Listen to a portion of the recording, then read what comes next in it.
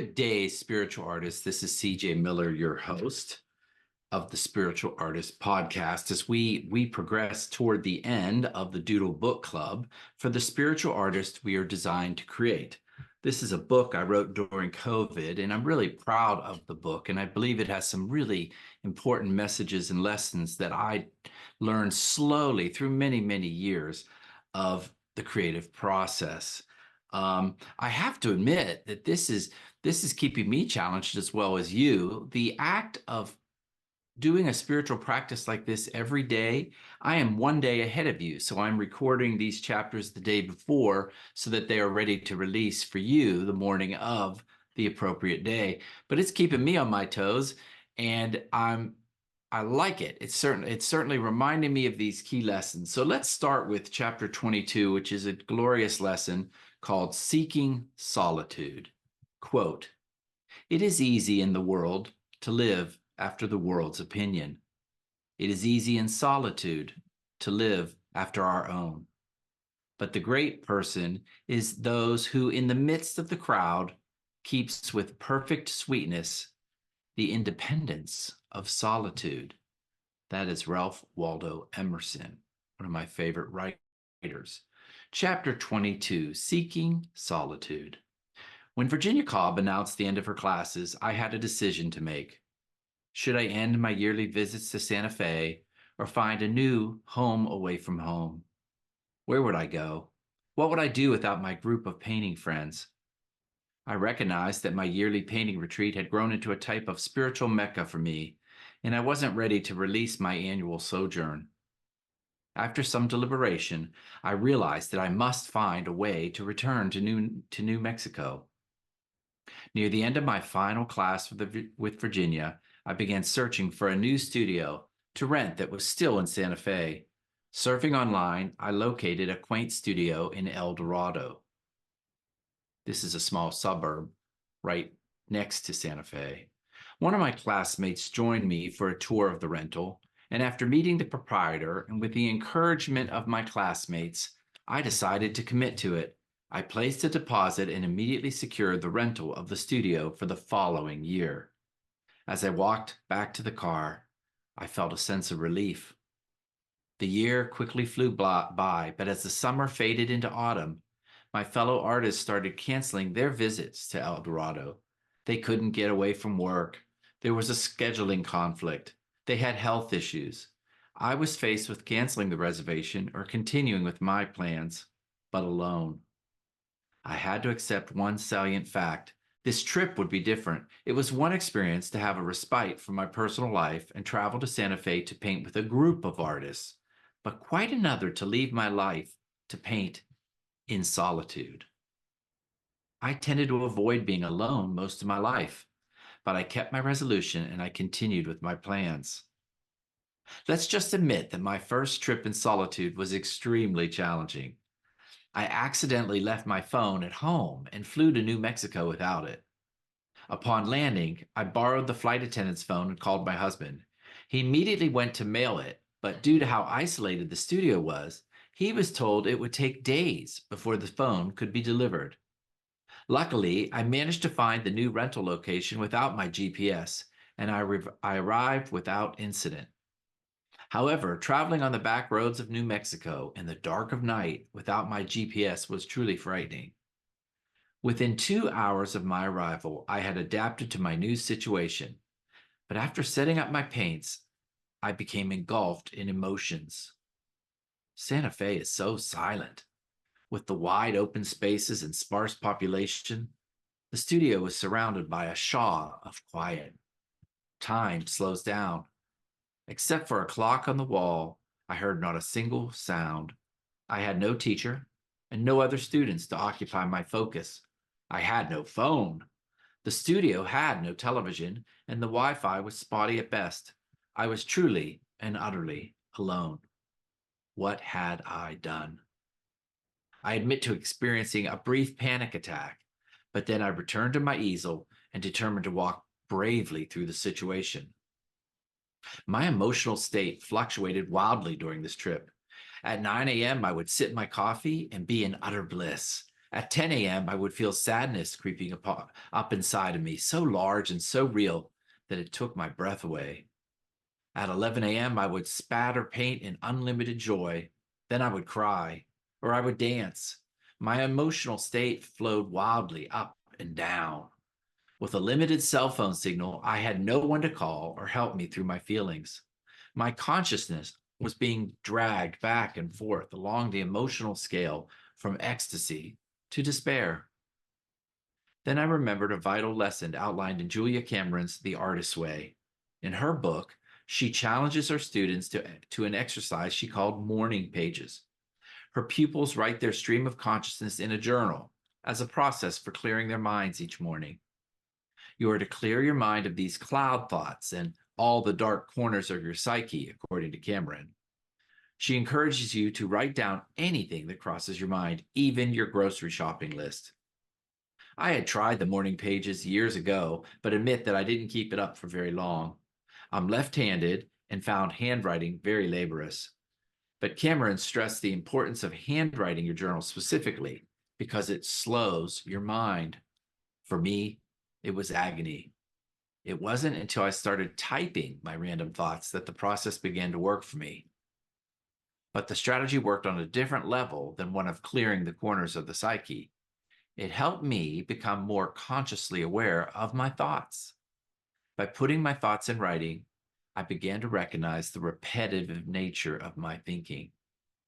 After 3 months of practicing the morning pages, I noticed that I would revisit the same worrisome thoughts over and over again.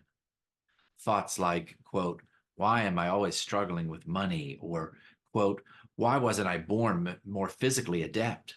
These negative thoughts returned again and again. Cameron's process brought them to light, and it was one of the first times I recognized the importance of being the watcher over my thoughts. I decided to add journaling to my solitude retreat.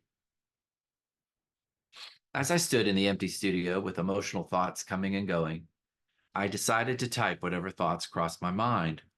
When I had a surge of deep thoughts, I would go to my keyboard and record them. When I had a crushing blow of emotions, I would go to my keyboard and type my fears. I found myself painting and typing back and forth, as if I was playing a game of tennis with myself. A special aside here, folks, I keep my keyboard, my laptop, in my painting studio, even now, so that I can walk over and type down something that comes to my head.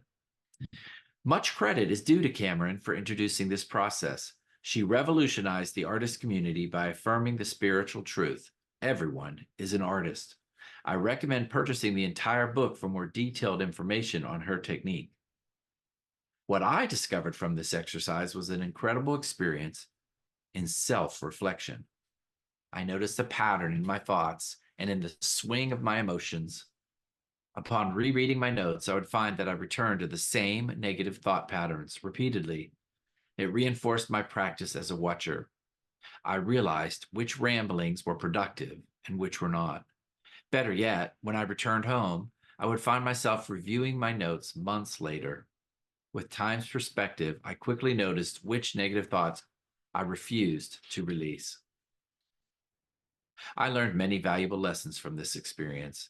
As spiritual artists, we are not our emotions, but we can use them as a channel when creating art. I've learned to let them flow through me from a soft distance, as a watcher rather than as a participant. I learned to walk bravely through my emotions. I've created many different paintings, some in joy and others in anger. Emotions result from our thoughts and belief systems, and it is often impossible to decipher their source.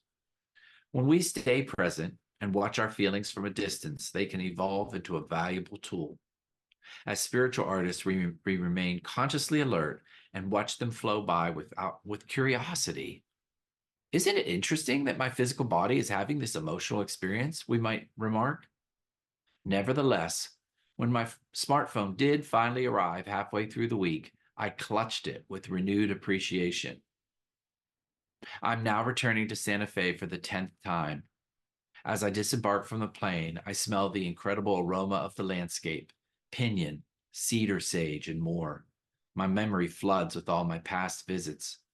I crave solitude. We all do. All spiritual beings need privacy. While that first trip to an isolated studio was challenging, I experienced incredible growth. So many of us are unable to be alone, truly alone.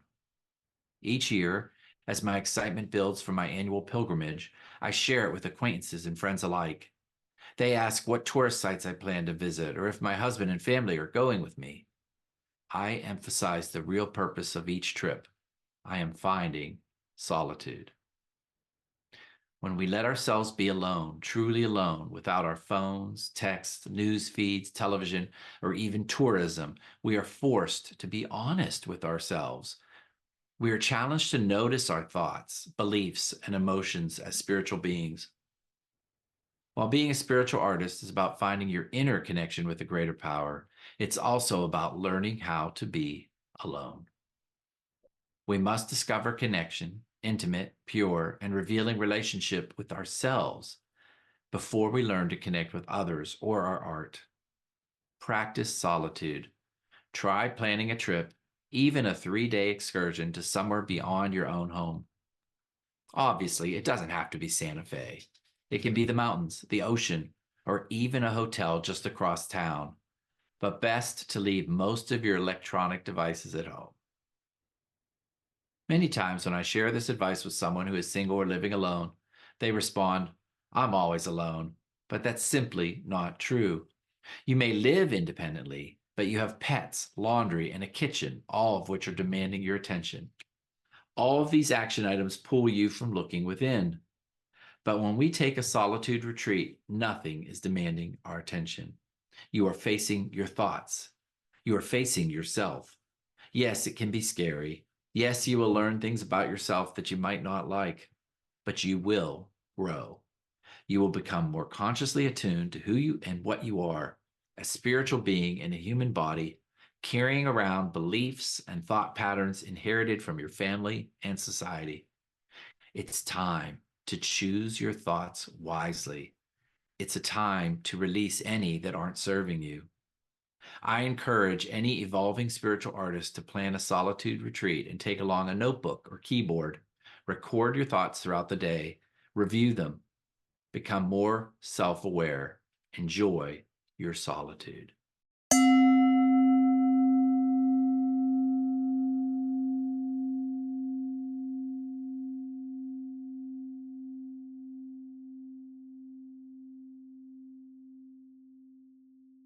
This is an incredible learning for me. And I will be quite honest, up until this point, when this occurred, I had always been with people, always surrounding myself with people. Are you like that? Do you always surround yourself? Are you always in the center of your family, in the center of your job?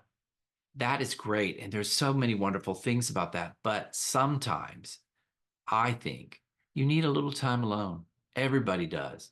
And when we're forced to be alone, and if you even take a trip, and even if you schedule 2 days at a hotel across town, something that you can afford, and go alone, try to see how hard it is. Try to see how challenging it is not to pick up the phone and touch base with those people all day long. Truly being alone. Wow. I can't tell you how much I learned about myself because it's only then that I saw my monkey mind running all over the place all day long, all sorts of thoughts and beliefs. And you're not good at this. And why do you think you're an artist? And why are you spending this money? And money is rare. All these false beliefs. Abundance is limited. If I waste my time here in 2 days, what am I not doing that I should be doing? All the shoulds that you have to face, all the I should be doing this. And when you're at home, even if you live alone, I want to share this with all you people that are living alone and saying, I'm alone all the time. That is not the truth. Because when you're at home, even if you don't have pets, you have a house that demands your attention. Do you hear that? You have a house that demands your attention, whether it's emptying the dishwasher or doing a load of laundry. But when you go somewhere else, when you take just the essentials and you stay somewhere else by yourself, you are forced to truly be in solitude. And solitude is where we find our connection. It's a glorious thing. So I challenge you to in the next year to plan a solitude trip. And if that scares you, plan a solitude day. but do it. Be aware of the fact that you have relied on your relationships with others to avoid facing yourself. I want to say that again. You have relied on your relationship to others to avoid facing yourself. In the end, we are on this journey as a singular unit. We come and go alone. And so I think taking that time away is really key. In the comments section, I'd love for you to tell me, have you ever taken a solitude trip? Does it scare you and why? I'd love to hear your comments. I love that you're following me along on this journey, and I look forward to seeing you tomorrow. See you then, and thank you for being a spiritual artist. Thanks again for listening to the Spiritual Artist Podcast. Whether you're watching this show on Apple Podcasts, Spotify, Google Play, or iHeartRadio, make sure you choose the subscribe button so that you will receive updates when new segments are released. Most importantly, be still, listen, and know that you are a spiritual artist.